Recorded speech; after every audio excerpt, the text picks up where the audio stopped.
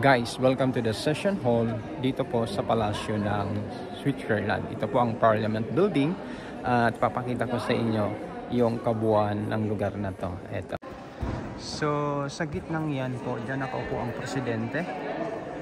At doon sa bandang kanan, ito naman yung press. Dito yung media na nagpo-cover. Sa kaliwa ay ang protocol area. Yan. At dito sa harapan po ay ng mga upuan yan, 1, 2, 3, 8, 6, 7. Sila po yung nagka-count ng vote.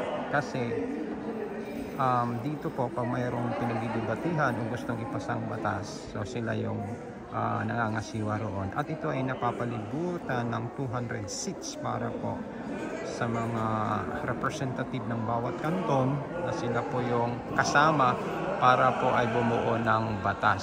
So ayan po ang mga upuan rito. At ang ayan pa. Ayan. At sa taas naman po ay para sa mga diplomats na gustong mag-witness. Ayan sa taas. At ayan sila. So ang Parliament building na to sa kabuuan ay 300 meters long. Isa to sa mga area dito. Alright. At ito na, ang kabuuan na. Okay.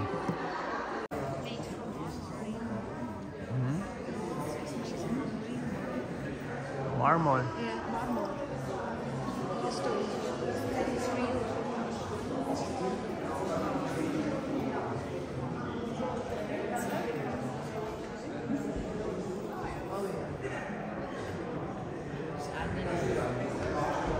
This is the president room. Ayan, ang ganda ng kanilang ceiling dito, tsaka walling dito.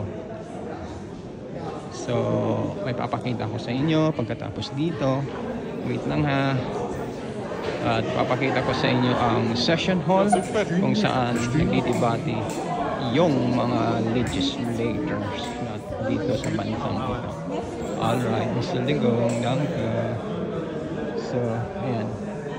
Yun naman ang Bundesrat. Yan ang 7 council ng Switzerland. Yan ang office nila. At ito yung session hall.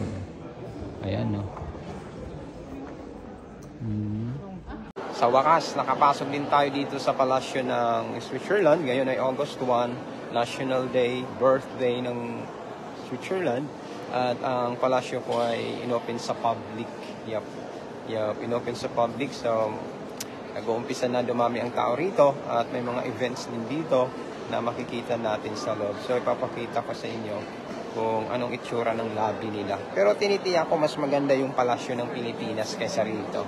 Unang tingin ko pa lang. So, eto na.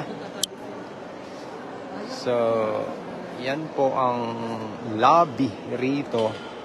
So, yung mga nakikita nyo dito, meron silang mga items na nakakuha na rin ako ng voucher para po sa chocolate. At yan po ang the other wing. Ang laki ng palasyong ito ay 300 meters. At ito po ay tahanan or House of Swiss Federal Assembly at saka Swiss Federal Council. Yun po ang bumubuo ng kanilang hidikatura dito. At ang presidente po dito, 1 year ang term lang ng president dito at wala pong re-election. 7 po ang pinipili ng Federal Council nila every year, pero isa-isa pong nagsiserve sa country. Good for 1 year lang. So yun ang kinaganda rito sa gobyerno nila dahil once ka lang manunungkulan at hindi ka na pwedeng tumakbo. Unlike dyan sa inyo, kapit toko, pero dito walang ganon. So, ayan po ang lobby dito. Medyo madilim nga lang dito ang kanilang lugar. At yan po yung main entrance dyan. Pagpasok rito ay katulad ng proseso.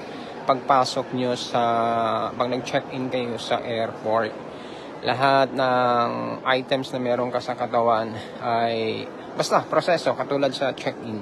Ganon sila kahigpit naman rito. So, dalawang side dito, itong area ito ay papunta rin doon. At ito namang si Esther ay busy sa kanyang pagsagot ng quiz kasi meron dito raw. Okay. So merong item dito na pinasasagutan kung alin daw ang naiiba sa dalawang drawing, 7 tapos merong prize. Susubukan ko pang umakyat dito kung ano pang pwede natin maipakita sa inyo sa palasyong ito. Okay, so Esta, I have to go up here. So dito na tayo sa pangalawang level. May mga rooms dito na bawal po ang camera, bawal po lahat. Bawal ang tao rin. Try natin mag-enjoy. Ayan po. So, payak lang po. Alam nyo guys, ang Switzerland kahit mayamang bansa, pagdating sa mga bagay-bagay, hindi sila yung bongga.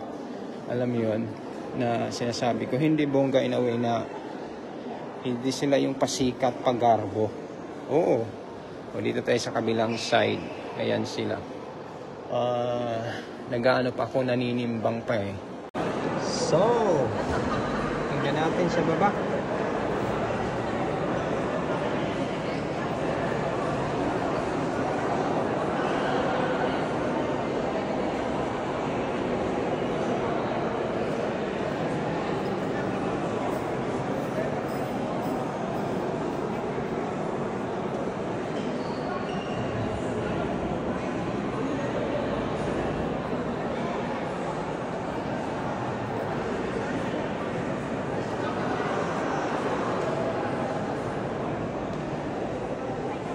Top view.